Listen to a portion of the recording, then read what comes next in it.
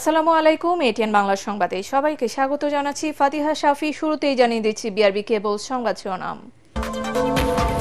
৩ দফা দাবি পূরণের আশ্বাসে জগন্নাথ বিশ্ববিদ্যালয়ের শিক্ষক শিক্ষার্থীদের আন্দোলন প্রত্যাহার। আগামীকাল থেকে চলবে ক্লাস ও পরীক্ষা।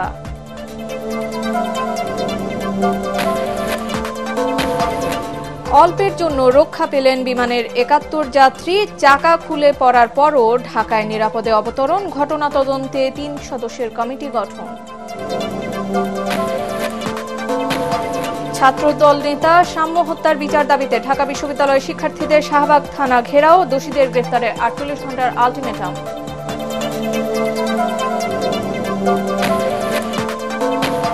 ফ্যাসিবাদ মুক্ত বাংলাদেশ গড়তে সবাইকে একসাথে কাজ করার আহ্বান বিএনপির। নতুন সংবিধান করতে গণপরিষদ নির্বাচন চায় এনসিপি।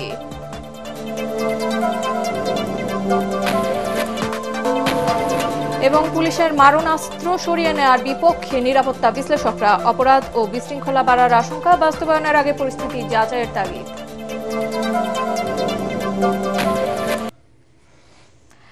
এতক্ষণ শুনছিলেন বিআরবি কেবল সংবাদ শিরোনামগুলো, আর এবারে জানিয়ে দিব পুরো সংবাদ। ৩ দফা দাবি পূরণের আশ্বাসে আন্দোলন প্রত্যাহার করেছেন জগন্নাথ বিশ্ববিদ্যালয়ের শিক্ষক শিক্ষার্থীরা। কাল থেকে ক্লাসে ফিরবেন তারা। এর আগে সন্ধ্যায় পানি পান করিয়ে আন্দোলনরত শিক্ষার্থীদের অনশন ভাঙান ইউজিসি চেয়ারম্যান অধ্যাপক এস.এম.এ. ফায়েজ। বিশ্ববিদ্যালয় পরিচালনা, বাজেট বাড়ানো, অস্থায়ীভাবে হলের ব্যবস্থা এবং দ্বিতীয় ক্যাম্পাসের কাজ দ্রুত সম্পন্নের আশ্বাস দিলে আন্দোলন প্রত্যাহারের ঘোষণা দেন বিশ্ববিদ্যালয়ের উপাচার্য অধ্যাপক ডক্টর রেজাউল করিম। বিস্তারিত জানাচ্ছেন মিজান শাহজাহান। বিকেল থেকে গণ অনশনে বসে জগন্নাথ বিশ্ববিদ্যালয়ের শিক্ষক শিক্ষার্থীরা। দাবি আদায় না হওয়া পর্যন্ত রাজপথ থেকে না সরার কথা জানান তারা। এরকম প্রেক্ষাপটে সন্ধ্যায় আন্দোলনস্থলে যান ইউজিসি চেয়ারম্যান অধ্যাপক ডক্টর এস.এম.এ. ফায়েজ। আশ্বাস দেন সব দাবি মেনে নেয়ার। এ সময় তিনি পানি পান করিয়ে অনশন ভাঙান। পরে কথা বলেন বিশ্ববিদ্যালয়ের উপাচার্য। তিনি বলেন, শিক্ষার্থীদের দাবি বাস্তবায়নের সিদ্ধান্ত গৃহীত হয়েছে। বিশ্ববিদ্যালয়ের পরিচালন বাজেট বৃদ্ধি করার সিদ্ধান্ত নেওয়া হয়েছে। বাজেট বৃদ্ধির মাধ্যমে শিক্ষার্থীদের প্রথম দাবি বাস্তবায়নের সিদ্ধান্ত নেওয়া হয়েছে। একই সাথে আবাসন সংকট নিরসনে অস্থায়ী হল নির্মাণে খুব দ্রুত কাজ শুরু হবে। বাজেট বৃদ্ধি করার মাধ্যমে শিক্ষার্থীদের প্রথম দাবির বিষয়ে সিদ্ধান্ত নেওয়া হয়েছে। একই সাথে আবাসন সংকট নিরসনে আমাদের শিক্ষার্থীদের প্রয়োজন বিবেচনা করে খুব দ্রুত অস্থায়ী হল নির্মাণের কাজ শুরু করা হবে মর্মে সিদ্ধান্ত নেওয়া হয়েছে। আন্দোলন চলাকালে তথ্য উপদেষ্টা মাহফুজ আলমের মাথায় বোতল মারার সঙ্গে জড়িত সন্দেহে একজনকে জিজ্ঞাসাবাদ করে ডিবি।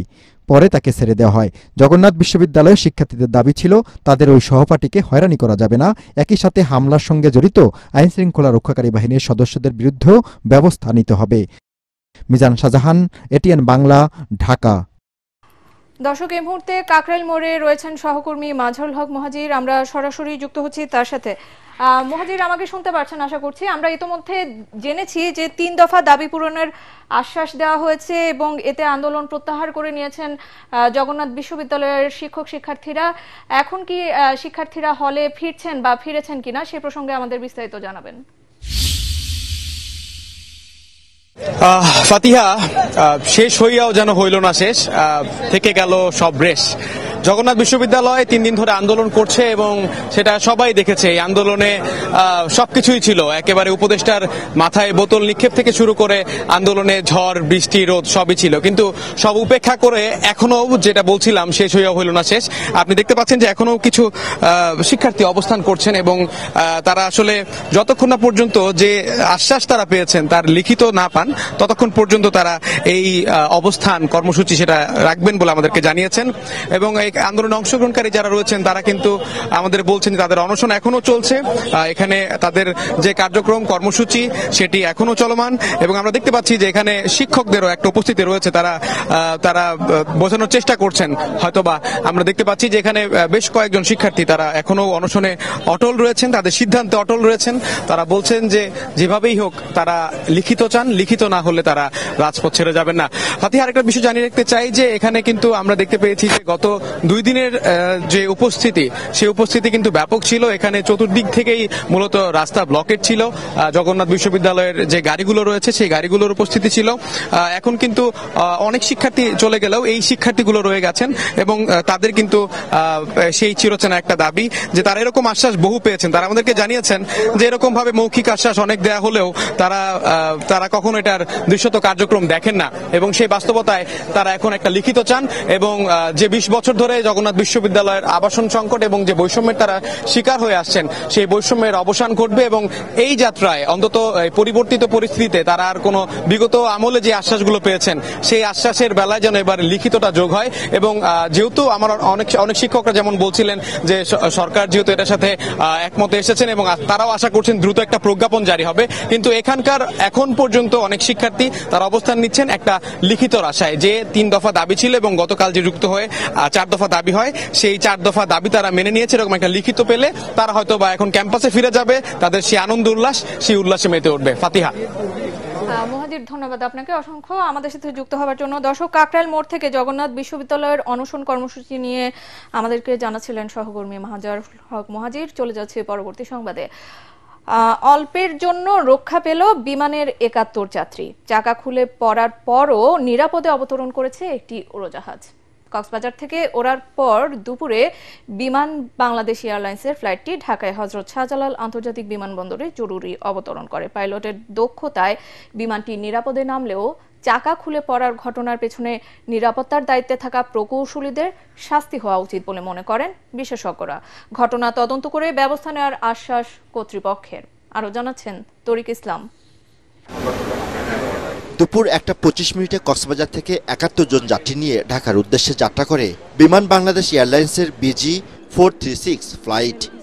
রানওয়ে থেকে আকাশে ওড়ার পরপরই খুলে পড়ে উড়োজাহাজের পেছনের একটি চাকা।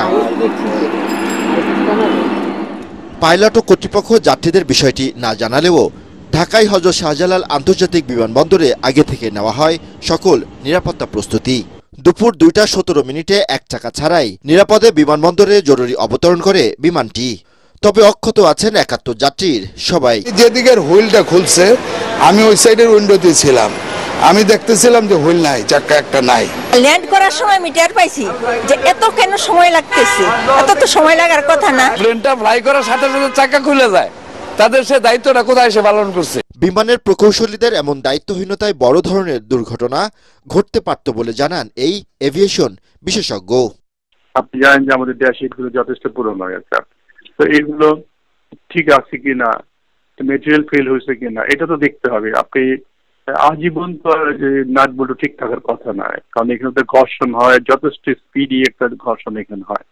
তো এই জায়গাটায় তারা কতটুকু আপনি দেখতে পারছে বা দেখেছে এটা একটা বিষয় আর কি। তদন্ত করে দায়ীদের শাস্তির আওতায় আনারও দাবি বিশেষজ্ঞদের।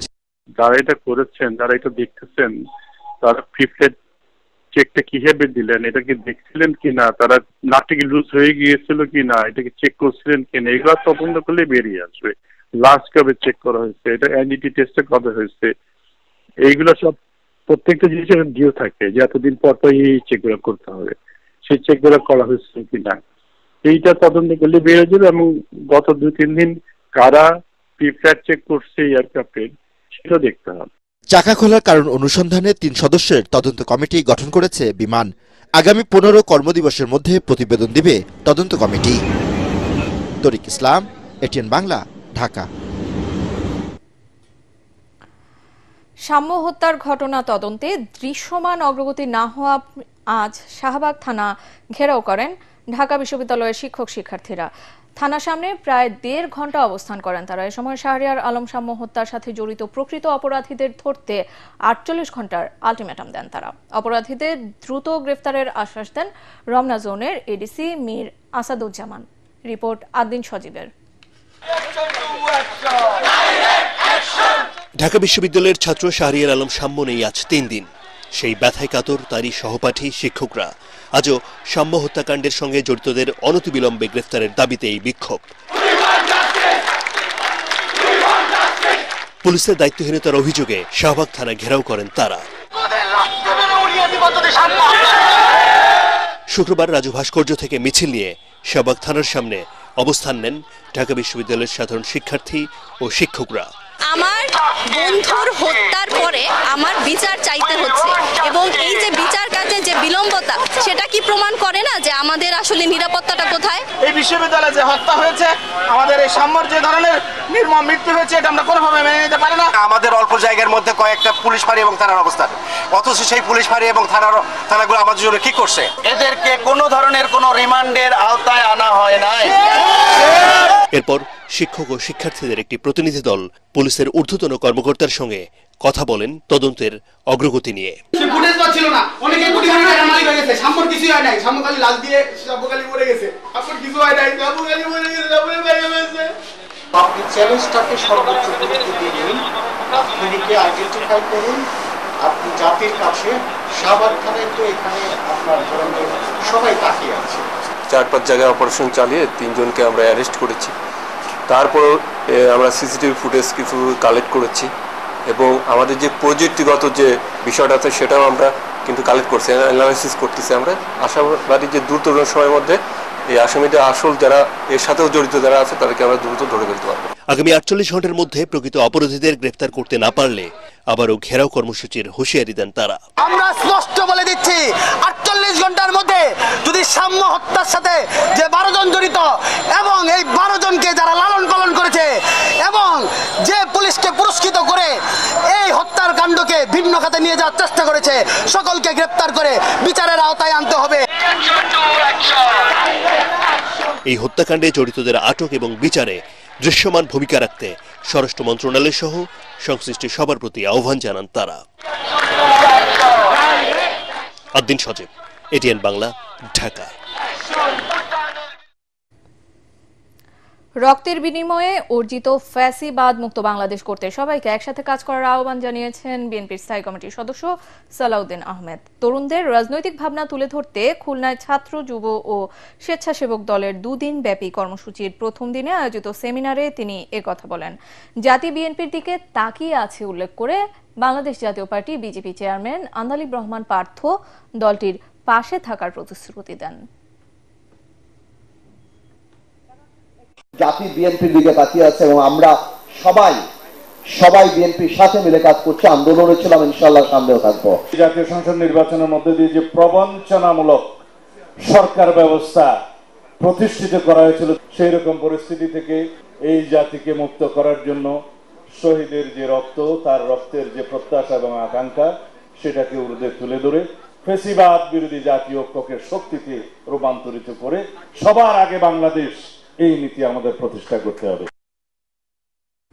দেশে স্থিতিশীল পরিবেশ ফিরিয়ে আনতে নির্বাচিত সরকারের বিকল্প নেই বলে মন্তব্য করেছেন বিএনপির স্থায়ী কমিটির সদস্য নজরুল ইসলাম খান।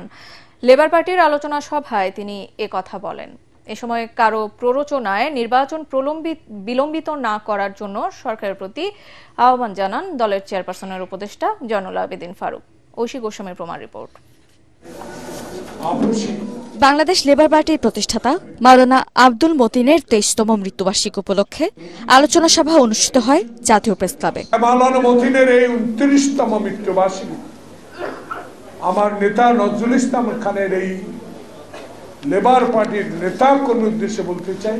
সভায় বিএনপি চেয়ারপারসনের উপদেষ্টা জয়নাল আবেদিন ফারুক বলেন, জনগণকে সুষ্ঠু নির্বাচন বুঝিয়ে দেয়া অন্তর্বর্তী সরকারের প্রধান দায়িত্ব। পররাষ্ট্র সচিবের চাকরি চলে যায়, কি করিডোর, কি মানবিক করিডোর, কি টেকনাফে যেতে দেন না, আর এগুলো নিয়ে নির্বাচিত সরকারকে দায়িত্ব দেন, তারা ঠিক করবে। আপনার এসব দায়িত্ব না, আপনার দায়িত্ব নির্বাচন। এ সময় বিএনপির স্থায়ী কমিটির সদস্য নজরুল ইসলাম খান বলেন, দেশের অস্থিতিশীল পরিবেশ নিয়ন্ত্রণে নির্বাচিত সরকারের বিকল্প নেই। এই কাজটা যদি জুন মাসের মধ্যেই সম্ভব হয়, এমনকি যদি জুলাই মাসের মধ্যেও সম্ভব হয়, তাহলে ডিসেম্বরের মধ্যে নির্বাচন করতে বাধাটা কোথায়? কারো গোছানোর জন্য সময় দরকার, কারো বন্ধু জোগাড়ের জন্য কিছু সময় দরকার। সেই জন্য জনগণের ভোট দেওয়ার যে মৌলিক মানবাধিকার, এটা বিলম্বিত হবে। এ সময় লেবার পার্টির নেতারাও এবছরের ডিসেম্বরের মধ্যে জাতীয় নির্বাচনের দাবি জানান। আমরা রাজপথে ছিলাম, আমরা নিজেরা সক্রিয় ছিলাম, আমরা তাকে কখনো কোথাও দেখি নাই। ঐশী গোস্বামী প্রমা, এটিএন বাংলা, ঢাকা।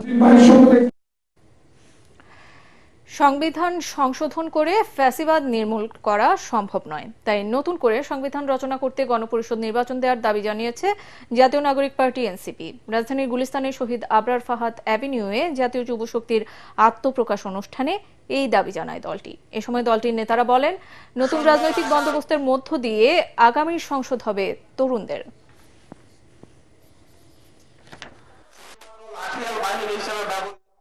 বাংলাদেশের রাষ্ট্রকে, বাংলাদেশের সমাজকে সামনের দিকে এগিয়ে নিয়ে যেতে হলে এদেশের যুবকদেরকে তথ্যে, এদেশের যুবকদেরকে বিভিন্ন কিছুতে সব দিক দিয়ে দক্ষ করে তুলতে হবে। এদেশের যুব সমাজ মাদক মুক্ত হবে, এদেশের যুব সমাজ দেশকে নিয়ে ভাববে, এদেশের যুব সমাজ নতুন এক রাজনৈতিক বন্দোবস্তের জন্য তাদের জীবনকে উৎসর্গ করবে। বাংলাদেশ রাষ্ট্রটিকে পরিপূর্ণভাবে গণতান্ত্রিক রাষ্ট্রে উন্নীত করার জন্য অবশ্যই নতুন সংবিধানের স্বার্থে একটি গণপরিষদ নির্বাচন আয়োজন করতে হবে। অসৎ কর্মে না জড়িয়ে ভালো মানুষ হিসেবে নিজেকে গড়ে তোলার তাগিদ দিয়েছেন জামাতে ইসলামের আমির ডাক্তার শফিকুর রহমান। তিনি বলেন, যার অগোচরে মানুষ প্রশংসা করে সেই ভালো মানুষ। রাজধানীর গার্লস গাইড অ্যাসোসিয়েশন হলে বিশিষ্ট শিক্ষাবিদ, গবেষক ও সাংস্কৃতিক ব্যক্তিত্ব ডক্টর আজম ওবায়দুল্লাহর স্মরণে আয়োজিত আলোচনা সভা ও দোয়া মাহফিলে আমিরে জামাত এসব কথা বলেন। বিশিষ্ট কবি আল মুজাহিদির সভাপতিত্বে অনুষ্ঠানে বক্তব্য রাখেন জামাতের ঢাকা মহানগর দক্ষিণের আমির নুরুল ইসলাম বুলবুল, উত্তরের আমির মোহাম্মদ সেলিম উদ্দিন ও সাংস্কৃতিক ব্যক্তিত্বরা। আল্লাহ তাআলার নিয়ামতের নাশুকরি কিংবা বিদ্রোহ যারা করবে, আল্লাহ তাদের ব্যাপারে অত্যন্ত কঠোর। দুনিয়ায় তারা অপমানিত, লাঞ্ছিত, আখিরাতে তারা হবে বঞ্চিত আল্লাহর নিয়ামত, সমস্ত নিয়ামত থেকে। আর যারা ঈমান আনার পর নফসের দুকা কিংবা শয়তানের ওয়াসওয়াসায় আল্লাহ তাআলার অপছন্দের কোনো কাজ করে ফেলবে, এরপর পরই অনুতপ্ত হবে, তওবা করে আল্লাহর দিকে ফিরে আসবে, তারা তাদের মওলাকে ক্ষমাকারী হিসাবে পাবে। বিচার সংস্কার ও নির্বাচনের সুস্পষ্ট রোডম্যাপ ঘোষণা করে দেশকে এগিয়ে নেওয়ার আহ্বান জানিয়েছেন গণসংহতি আন্দোলনের প্রধান সমন্বয়কারী জোনায়েদ সাকি। অন্তর্বর্তী সরকারের উদ্দেশ্যে তিনি বলেন, মবতন্ত্রের মাধ্যমে যে হামলা হচ্ছে তা বন্ধ করতে হবে। জাতীয় প্রেসক্লাবের সামনে ফারাক্কা লং মার্চের 50 বছর উপলক্ষে ভারতের নদী আগ্রাসন প্রতিরোধ করুন, অভিন্ন নদীর পানির ন্যায্য হিস্সা আদায়ে ঐক্যবদ্ধ হন শীর্ষক সমাবেশে তিনি এসব কথা বলেন। জোনায়েদ সাকি আরো বলেন, ফারাক্কা বাঁধের বিরুদ্ধে কিংবা নদী ও প্রাণ প্রকৃতি রক্ষার আন্দোলনের সুউচ্চ প্রতীক হচ্ছেন মাওলানা ভাসানী। বর্তমান সামাজিক বাস্তবতায় হঠাৎ করে পুলিশের কাছ থেকে মারণাস্ত্র সরিয়ে নেওয়া ঠিক হবে না বলে মনে করেন বিশেষজ্ঞরা। তাদের মতে, এমনটি করা হলে দেশে অপরাধ ও বিশৃঙ্খলা বাড়তে পারে। পুলিশের উপর মানুষের আস্থা এবং শ্রদ্ধার ক্ষেত্র তৈরি না হওয়া পর্যন্ত এমন পদক্ষেপ বাস্তবায়ন চ্যালেঞ্জিং বলেও মত তাদের। এজন্য ভারী অস্ত্র প্রত্যাহারের আগে সময় নিয়ে বিষয়টি ভালোভাবে পরীক্ষা নিরীক্ষার পরামর্শ দেন বিশ্লেষকরা। ইমদাদুল্লাহ বাবুর রিপোর্ট। জুলাই বিপ্লবে ছাত্র জনতাকে দমাতে সর্বোচ্চ বল প্রয়োগ করে আইন শৃঙ্খলা রক্ষাকারী বাহিনী। পুলিশও সে সময় বিনা কারণে ব্যবহার করে মারণাস্ত্র। পুলিশের কাছ থেকে এসব ভারী অস্ত্র এখন প্রত্যাহারের চিন্তা ভাবনা করছে অন্তর্বর্তী সরকার। এরই মধ্যে আইন শৃঙ্খলা সংক্রান্ত উপদেষ্টা পরিষদ কমিটি পুলিশের কাছ থেকে মারণাস্ত্র সরিয়ে নেয়ার মত দিয়েছে। পুলিশের হাতে যেন আর কোনো মরণাস্ত্র না থাকে। সিদ্ধান্তটিকে স্বাগত জানালেও বিশেষজ্ঞরা বলছেন, অস্ত্র ছাড়া সংঘবদ্ধ অপরাধ দমন পুলিশের পক্ষে দুরূহ হয়ে পড়বে। সারা পৃথিবীতে যেভাবে ভায়োলেন্স বাড়ছে, এখানে একদম আনআর্ম পুলিশ ইমপ্লিমেন্ট করাটা কঠিন হবে। এটা তো পরিস্থিতি খারাপ হবে। যদি সে আনআর্ম থাকেও তার পিছনে একটা আর্ম ব্যাকিং থাকতে হবে। যদি কোনো সময় প্রয়োজন হয় অতি দ্রুত যেন সেই আর্ম পুলিশ এসে তাকে বুস্ট আপ করতে পারে। রাজনৈতিক সামাজিক যে চিত্রটা, এখনো অনেক লোকের কাছে অবৈধ অস্ত্র আছে এবং আরেক দল লোক আছে উগ্রবাদী। শটগান দিয়ে রাইফেলের মোকাবেলা করা যাবে না। এরকম গয়রাহ যদি বলা হয় যে পুলিশের কাছে মারণাস্ত্র থাকবে না, যারা সমাজে গন্ডগোল করতে চায় তাদের কাছে একটা সিগন্যাল যায় কিনা যে ঠিক আছে, এখন তো পুলিশের কাছে অস্ত্র থাকবে না, আমরা যা খুশি করতে পারি। এপিবিএন কি সব জায়গায় পুলিশের সাথে থাকবেই? এর মধ্যে একটা তাৎক্ষণিকতা আছে, আবার লাগবে, আবার এখনই লাগবে। সেজন্য আমি মনে করি এটার একটা প্রায়োগিক সমস্যা আছে। তাদের মতে যুক্তরাজ্য ও যুক্তরাষ্ট্র সহ উন্নত বিশ্বের অনেক দেশে পুলিশের ভারী অস্ত্র নেই, তবে ওইসব দেশের মানুষ আইনের প্রতি শ্রদ্ধাশীল। অস্ত্র প্রত্যাহারের পাশাপাশি সেরকম সমাজ বিনির্মাণেরও উদ্যোগ নেওয়া দরকার। বিদেশে কি হয়, পিকেটিং হয় না, হয়, কিন্তু পুলিশ একটা লাইন দিয়ে দিল, ব্যাস ওখানেই তারা থাকবে, তার কোনোদিন ব্রেক করবে না। কিন্তু আমাদের এগুলো মানে পুলিশের রিফর্মের সাথে সাথে তো মানুষের সমাজের রিফর্ম দরকার। যদি করতে চায় ধীরে ধীরে ফেজ বাই ফেজ করবে। আমি মনে করে দিলাম যে 31শে ডিসেম্বরের পরে আর পুলিশ ইয়ে করবে না, দিস আর নট ইমপ্লিমেন্টেবল। সমস্যাটা অস্ত্র না, এই অস্ত্রের ব্যবহারটা হচ্ছে সমস্যা, এবং সেখানে নির্দেশনা কি, সেখানে নিয়ন্ত্রণ কি, সেখানে ব্যবস্থাপনা কি, সেইটা জরুরি। পিছনের কারণটা যেটা মারণাস্ত্র ব্যবহার হয়, আমরা সেই পরিস্থিতিটা কি করে মোকাবেলা করব যেন এরকম উন্মত্ত জনতা না হয়। আমাদেরকে সেই রকম একটা লক্ষ্যের দিকে যেতে হবে। বর্তমানে রাইফেল, সাবমেশিন গান ও শর্টগান ব্যবহার করে বাংলাদেশ পুলিশ। এর মধ্যে সবচেয়ে আধুনিক অস্ত্র রয়েছে বিশেষায়িত ইউনিট সোয়াট ও আর্মড পুলিশের। ইমদাদুল্লাহ বাবু, ATN বাংলা, ঢাকা। নারীর সম অধিকার ও মর্যাদা প্রতিষ্ঠার লক্ষ্যে নারীর ডাকে মৈত্রী যাত্রা কর্মসূচি পালন করেছে 51টি প্রগতিশীল নারী শ্রমিক সাংস্কৃতিক শিক্ষার্থী ও পেশাজীবী সংগঠন। রাজধানীর মানিক মিয়া অ্যাভিনিউয়ে ব্যতিক্রমী প্রতিবাদ কর্মসূচির আয়োজন করে তারা। এ সময় জুলাই অভ্যুত্থানে নারীর অবদান অনেকে অস্বীকার করেছে বলে অভিযোগ তোলেন আন্দোলনকারীরা। আরও জানাচ্ছেন মাজহারুল হক মুহাজির।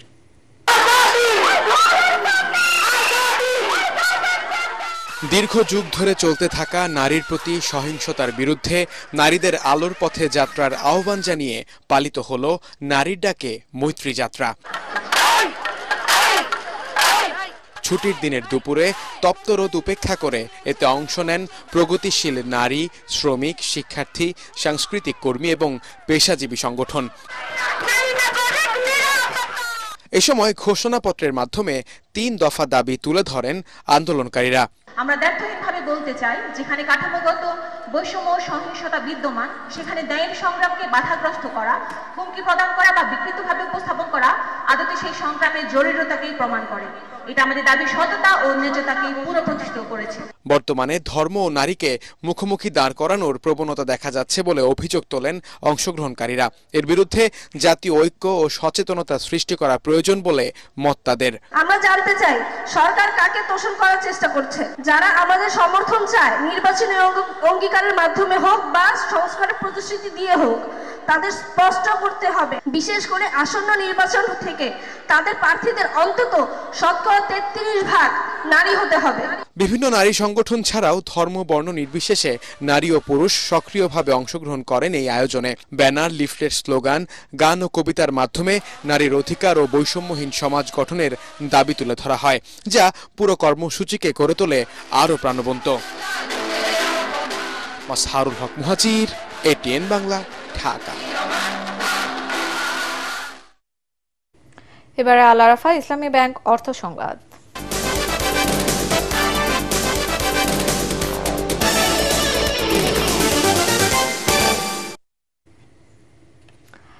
সবজির বাজারে কিছুটা স্বস্তি ফিরলেও দাম বেড়েছে ডিম, মাছ ও মুরগির। কেজি প্রতি 40 থেকে 50 টাকায় বিক্রি হচ্ছে অধিকাংশ সবজি। এদিকে ডিমের দাম ডজনে 10 টাকা বেড়েছে। সোনালী ও ব্রয়লার মুরগির দামও বেড়েছে কেজিতে 10 থেকে 15 টাকা। গরু ও খাসির মাংসের দাম অপরিবর্তিত থাকলেও দাম বেড়েছে সব ধরনের মাছের। তরিক ইসলামের আরও একটি প্রতিবেদন। শুক্রবার রাজধানীর কাউরান বাজার। সাপ্তাহিক ছুটির দিন হওয়ায় ক্রেতাদের ভিড় এ বাজারে। বাজার ঘুরে দেখা যায় স্বস্তি ফিরেছে সবজির দামে। 50 টাকার মধ্যে মিলছে অধিকাংশ সবজি। কাঁচা সবজি পর্যাপ্ত আমদানি, একেবারে কম দাম, লিমিটের ভিতরে আছে। আগে তো একটু বেশি ছিল, এখন একদম কম। সব মালই 30-40 টাকা কেজি। বাজারের অবস্থা তো সবসময় থাকে, উঁচা নিচেই থাকে, তবু যতটুকু আছে ক্রয় ক্ষমতার মধ্যেই আছে। তবে ভিন্ন চিত্র ডিম ও মুরগির বাজারে। সপ্তাহের ব্যবধানে কেজি প্রতি 10 টাকা বেড়েছে প্রায় সব ধরনের মুরগির দাম। একই অবস্থা ডিমের বাজারেও। এক সপ্তাহ আগে আপনার লাল ডিম আসলে 120 টাকা ডজন, আর এখন 30 টাকা, আর সাদা মাছ হলো আপনার 110 টাকা, আর সাদাটা 20 টাকা। দাম বাড়ার কারণ কি, তরকারির দাম বেড়ে জায়গা, ডিমের দাম বেড়ে জায়গা, আর এখন ডিমটা উৎপাদন কম হয়, এই কারণে দাম বাড়ছে। বলেন 160 টাকা যাইতেছে, গত সপ্তাহে ছিল 210 টাকা, এই সপ্তাহে 10 টাকা বাড়ছে। আমদানি কম সোনালিটা, আর ব্রয়লারটা গত সপ্তাহে যে দাম ছিল এই সপ্তাহে দাম আছে। দাম বাড়ার প্রতিযোগিতায় সব থেকে এগিয়ে মাছের বাজার। ক্রেতাদের অভিযোগ, শুক্রবার ক্রেতা চাহিদা বেশি থাকায় দাম বাড়ায় মাছ ব্যবসায়ীরা। ঈদের আগে যাই কিছু কম ছিল, এখন প্রচন্ড পরিমাণে। আমি চিংড়ি মাছ কিনেছি, আগে আমি যেমন 900-1000 কিনতে পারতাম, আজকে 1400 নিচে পাওয়াই যাচ্ছে না।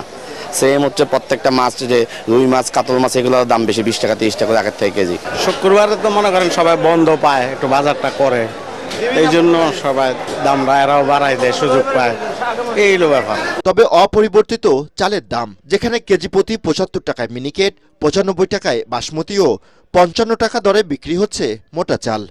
তরিক ইসলাম, এটিএন বাংলা, ঢাকা। এখন জানিয়ে দেব আন্তর্জাতিক সংবাদ।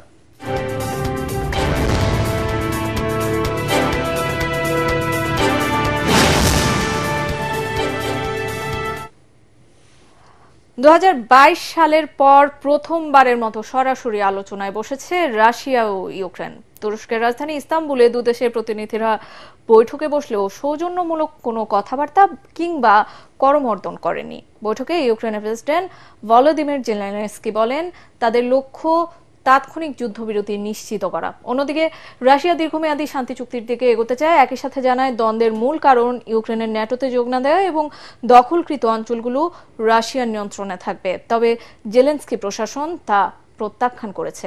এদিকে তুরস্কের পররাষ্ট্রমন্ত্রী হাকান ফিদান দ্রুত যুদ্ধবিরতির প্রয়োজনীয়তা তুলে ধরলেও আলোচনায় উল্লেখযোগ্য অগ্রগতি হয়নি এবং তাৎক্ষণিক কোনো চুক্তি সই হয়নি।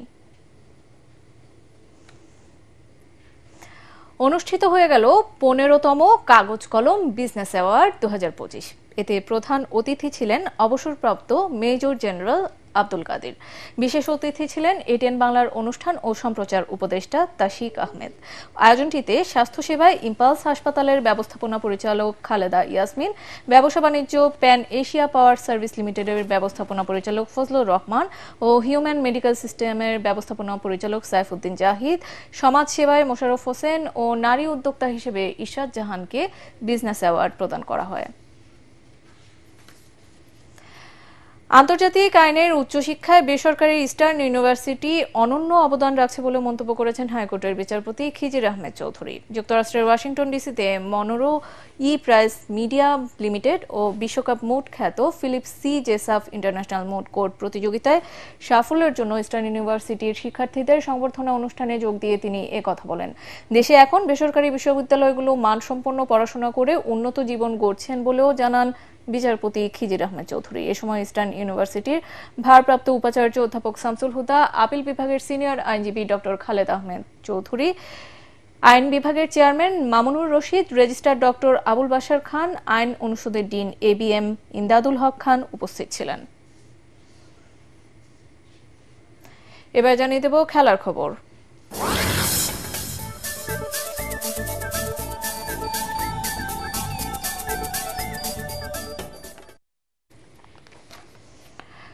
নেপালকে 2-1 গোলে হারিয়ে সাফ অনূর্ধ্ব 19 যুব ফুটবলের ফাইনালে উঠেছে বাংলাদেশ। অরুণাচল প্রদেশের গোল্ডেন জুবিলি স্টেডিয়ামে শুরু থেকেই বল দখল আর আক্রমণে এগিয়ে থাকে লাল সবুজ দলের প্রতিনিধিরা। এরপরও প্রথমার্ধে গোল আদায় করে নিতে পারেনি তারা। দ্বিতীয়ার্ধের 75 মিনিটে আশিকুরের গোলে এগিয়ে যায় বাংলাদেশ। এরপর 81 মিনিটে ব্যবধান দ্বিগুণ করেন অধিনায়ক ফয়সাল। তবে 6 মিনিট পর নেপালের হয়ে সুজান দাঙ্গোল গোল করলে খেলায় ফেরার সম্ভাবনা তৈরি করে নেপাল। যদিও গোলাম রব্বানী ছোটনের দলের প্রতিরোধ ভাঙতে পারেনি তারা। তাতে শিরোপা ধরে রাখার মিশনে জায়গা করে নেয় বাংলাদেশ।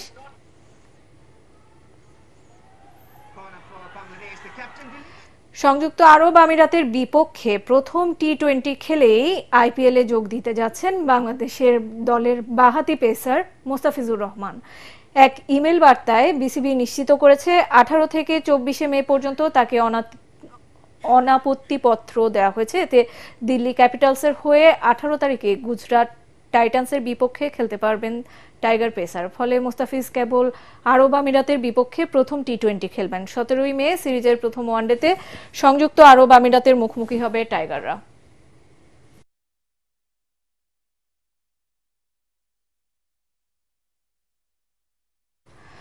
শুরু হলো জাতীয় club cup sevens rugby tournament. পল্টনের আউটার স্টেডিয়ামে টুর্নামেন্টের উদ্বোধনী দিনে উপস্থিত ছিলেন প্রধান উপদেষ্টা ডক্টর মোহাম্মদ ইউনূসের ছোট মেয়ে দিনা আফরোজ ইউনূস। 8টি গ্রুপে 24টি দলের অংশগ্রহণে 2 দিন ব্যাপী এই টুর্নামেন্ট আয়োজন করেছে রাগবি ফেডারেশন। এ সময় টুর্নামেন্টের পৃষ্ঠপোষক ক্রিস্টাল ইন্স্যুরেন্সের অতিরিক্ত ব্যবস্থাপনা পরিচালক ও company secretary M Mahfuzur Rahman উপস্থিত ছিলেন। নেপালে 3 ম্যাচের সিরিজ এবং দক্ষিণ এশিয়া গেমসে খেলোয়াড় বাছাইয়ের জন্য জাতীয় ক্লাব কাপ সেভেন্স রাগবির আয়োজন করেছে ফেডারেশন।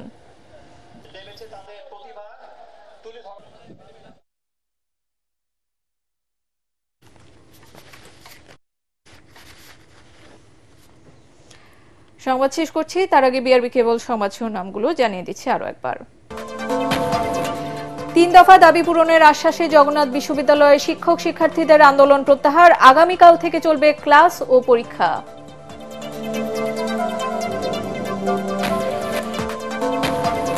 অল্পের জন্য রক্ষা পেলেন বিমানের 71 যাত্রী, চাকা খুলে পড়ার পরও ঢাকায় নিরাপদে অবতরণ, ঘটনা তদন্তে 3 সদস্যের কমিটি গঠন।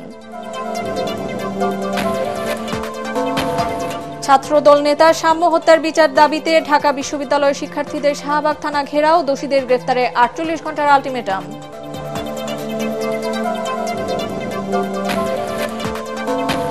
ফ্যাসিবাদ মুক্ত বাংলাদেশ গড়তে সবাইকে একসাথে কাজ করার আহ্বান বিএনপির, নতুন সংবিধান করতে গণপরিষদ নির্বাচন চায় এনসিপি।